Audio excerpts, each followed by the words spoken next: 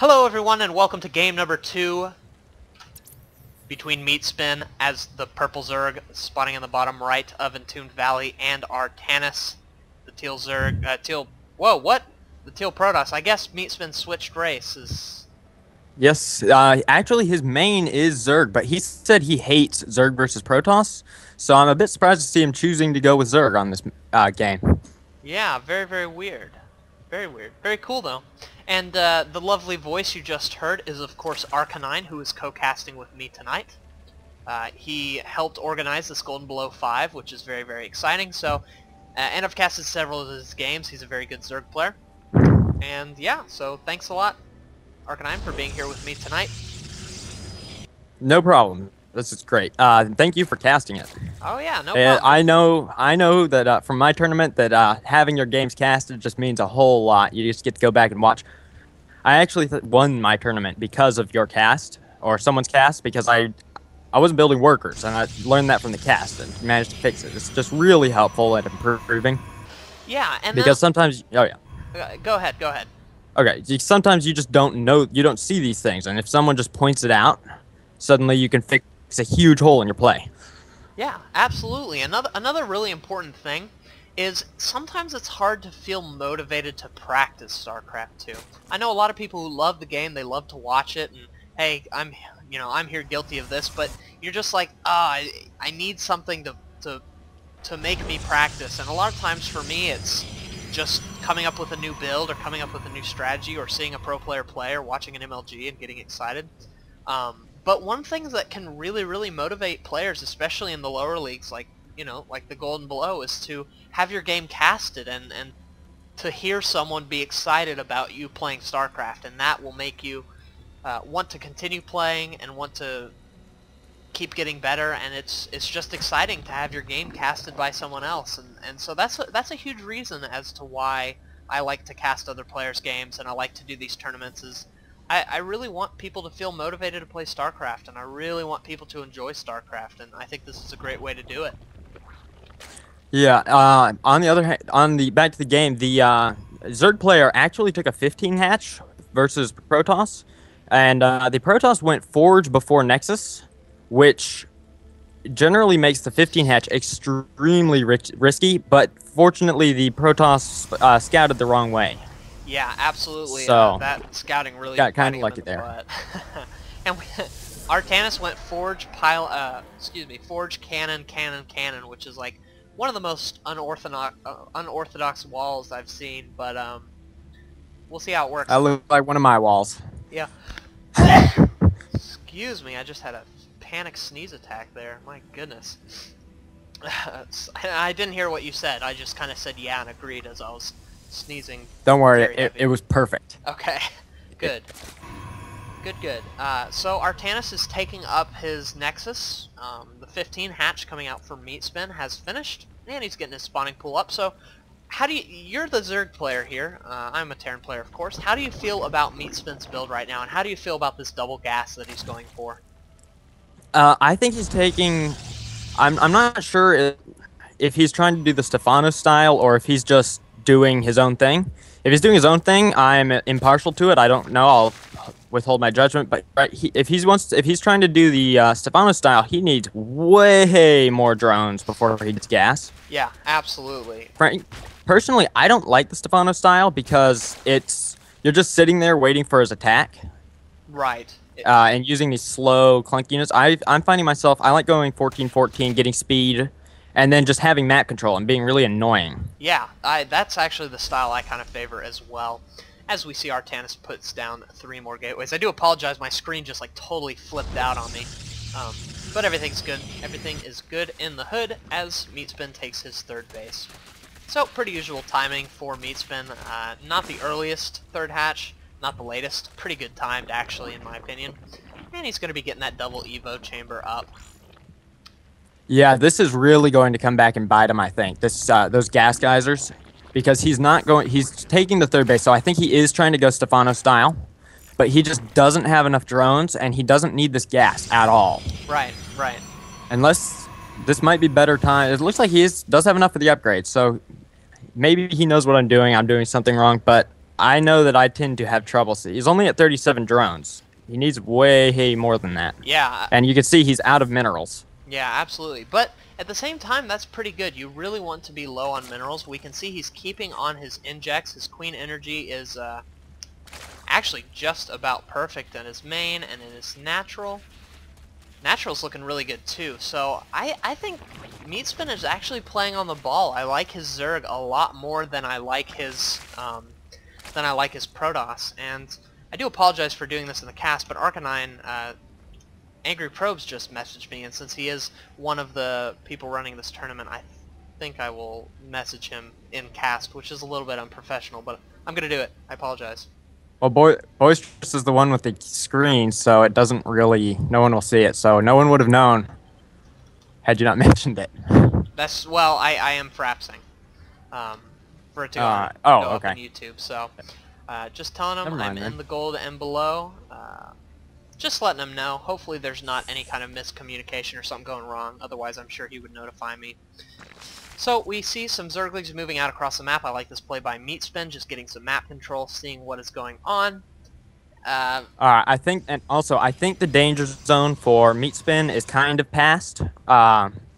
Where he's droning up, he's up to 56, he's got his third base, the rocks are down, he has Zergling speed, he has his lair, his upgrades are almost done, he's in great shape at this point. Oh yeah, absolutely. He even has his infestation pit. Is he not going roaches? He isn't. No, no, he's not. Yeah, he's going Zergling Infester. This is very interesting. I like this a lot then. Yeah, this was something that kind of cropped up. It was very popular in Zerg versus Zerg for a while, but it was a little bit risky if your opponent scouted you. But it's very strong, especially if your opponent doesn't get a lot of sentries up, because Stalkers are they just get crushed against Zerglings if they get nice surrounds, and you can get nice surrounds with fantastic fungal growth. So the infestation pits, no, he's going a fast hive. He's gonna go straight to Ooh, is he going? He's rushing upgrades, isn't he? Or does he have a Spire? I think he's just rushing 3/3 and Adrenal Glands. Oh, he might be.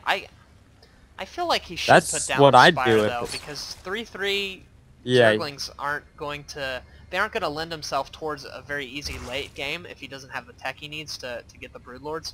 So I'd like to see him, yeah, and they're... oh no, that's a Baneling Nest. He's just going to do a massive 3/3 Zergling Baneling and bust. He'll probably add on an Ultra Cavern as soon as his hive finishes as well. That's my guess. And this is sort of the thing I like. In my late game, I hate Broodlords, I hate Infestors. They're just too slow, and you have to control. It's actually harder to control than it looks. Yeah, they are very slow. And I just don't like it. I know. I'm finding myself doing this sort of thing with the heavily upgraded Zerglings. And you were saying Zerglings are really good against the Stalkers. I don't know how true this is, but in my experience, for Zerglings to be good against Stalkers, you need to have an upgrade lead. Yeah, that makes a Otherwise, huge they're difference. decent. Huge difference.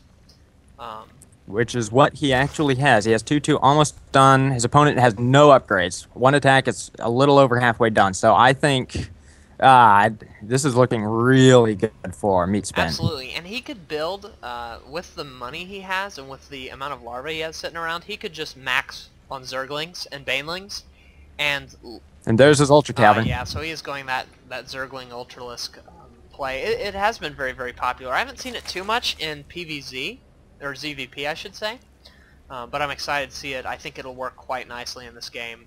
And we've been spending a lot of time on Meatspin. Let's look back at our Artanis and see what he's doing. He's getting his third base. He's getting a lot of Stalkers up. His main looks quite nice. He's got a good bit of gateways. He has some units in his main just to probably watch for drops, but that's not too big of a threat.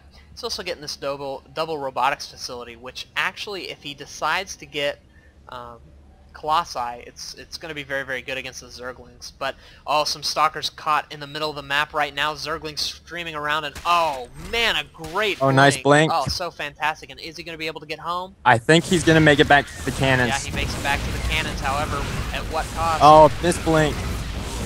Manages to survive, but in the units lost tab, we see he did not get the favorable end of that engagement.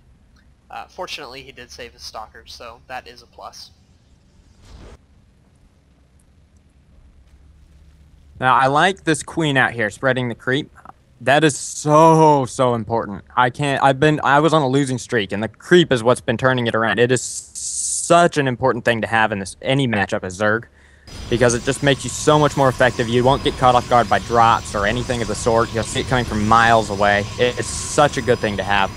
Meanwhile, with the Protoss base, he's good on workers. He's actually got 70 something, or 70 exactly. But I just don't think look at his money. He needs more production. Yeah, he really needs to be producing more things. He's going double forge, so he's going to have 3 forges in total, which is hilarious. But he really needs to get that upgrade lead, and I think by having an extra forge and by pumping out the shield as well as +2 ground and +2 weapons, that's going to be really, really beneficial to him. He's also getting up more gateways, so he can warp in more. He's going to be pumping out double immortals, which is interesting. We'll have to see how the Zerglings do. Oh, and look at this, his Observer flying right over Meatspin's army, and you can bet he's going to be very, very scared, warping in some DTs at this time. Oh, 33 Banelings with 13 more on the way. Oh my goodness, this is just such a scary army from Meatspin. He's just going to barrel down the front door. I think Artanis needs to cancel this expansion immediately and just sit there until he's maxed before he does anything else. He can't hold it. But I do love this. Oh, we have have 4 DTs moving out. Yeah, I love this. This is so fantastic by Artanis.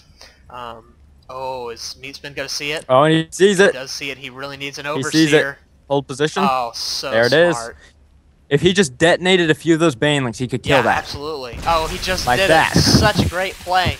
Very, very smart thinking by Meatspin, and it looks like he's going to be able to get at least 1 more. Yeah, he's going to get both of them. I think he needs to hold position again. Nope. 2 are going to slip by. Oh, he lost sight of them. Oh, no, nope, there's 1 moving into his main. Meanwhile, that 4th base is finished now. Yeah, he has no probes there. But he also isn't mined out at any of his bases yet, nearly, but not quite, so it's not a big deal yet at this point in time. Great play killing those with his Banelings. I would love to see Artanis just go like cannon crazy, just like 30 cannons just in the front of his base. I mean, he has so much money right now, and he really needs to wait for those upgrades to hit, as he is just now getting 2-2. And Meatspin is right at 3-3. Yeah, that's a good point. The money in the bank is never as good as anything you have it spent on. You could be like, at least at the low level. I want to, well, I had 10,000 minerals. It's like, yeah, but you lost the game, so it doesn't really matter. And Meatspin looks like he is going to be pushing forward at this time. I think he could just barrel through his opponent, and I think this is going to be I think so too, especially with all those ultras. But we'll have to see. A nice little wall, and a good bit of Archons and Immortals, and Archon's going to be very good against the Zerglings, but oh, here it comes, the kind of a weird place to go up for Meatspin, but it looks like it's going to work out in his favor. The Banelings, oh, the Banelings are hitting so many Banelings, and everything just completely melts. Oh, the probes. Oh, come on, hit. Come on, please. Stalkers. No. Oh, man, everything. And there's the GG from Artanis. Oh. So Meatspin 2-0 again. Yeah. He has been smashing through the tournament. He's doing an absolutely great job. And so, like I said in the last cast, we are live streaming this, but this, of course, is going up on my YouTube channel. So, if you'd like to check out some of my videos, please go to youtube.com/user/CadoinkStudios. And yeah, this was my cast with Arcanine. I'd like to thank you once again, Arcanine, for casting. I'd love to cast with you in the future. Yeah, me too. We'll do that. All right, well, I will see you guys later.